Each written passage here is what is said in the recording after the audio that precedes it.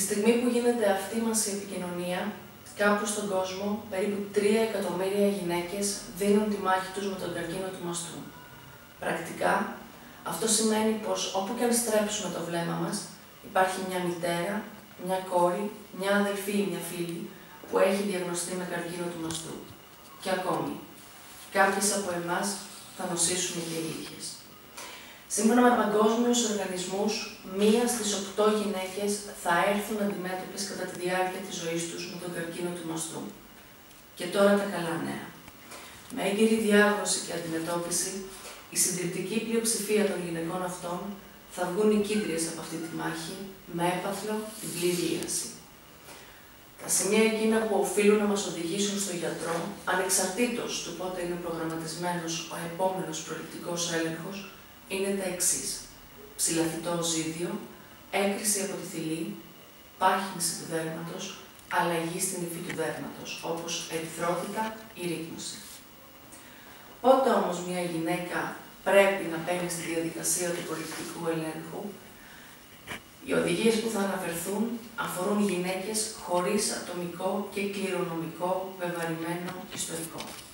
Για αυτήν την ομάδα γυναικών υπάρχει άλλη εξειδικευμένη κάθε φορά μέριμνα. Για το μεγαλύτερο όμως ποσοστό γυναικών, οι διεθνείς οδηγίες επιβάλλουν τα εξής. Για γυναίκες από 25 έως 40 ετών, κλινική εξέταση κάθε 1 με 3 χρόνια και φυσικά αυτοεξέταση. Κατά περίπτωση δυνατόν να χρειαστεί και κάποιος απεικονιστικός έλεγχος, συνήθως περιχογράφημα. Για γυναίκες άνω της ηλικίας των 40 ετών, ετήσια κλινική εξέταση, ετήσιος μαστογραφικός έλεγχος και φυσικά αυτοεξέταση. Κατά περίπτωση δυνατόν να χρειαστεί επιπρόσθετος έλεγχος.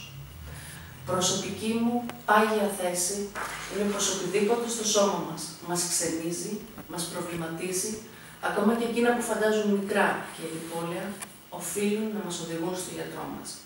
Και τούτο, γιατί μπορεί η σύγχρονη ιατρική να έχει τη γνώση και τα μέσα να αντιμετωπίζει πολλά, αλλά πιστέψτε με, θεραπεία σαν την πρόληψη δεν υπάρχει.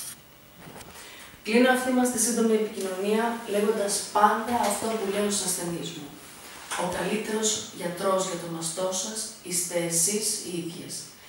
Εσείς έχετε τη δυνατότητα να το ελέγχετε συχνά, εσείς έχετε τη δυνατότητα να διακρίνετε πρώτες μία διαφορά και τελικά εσείς έχετε τη δύναμη να προλάβετε την νόσο σε πρώιμο και επομένως σε ιάσιμο στάδιο.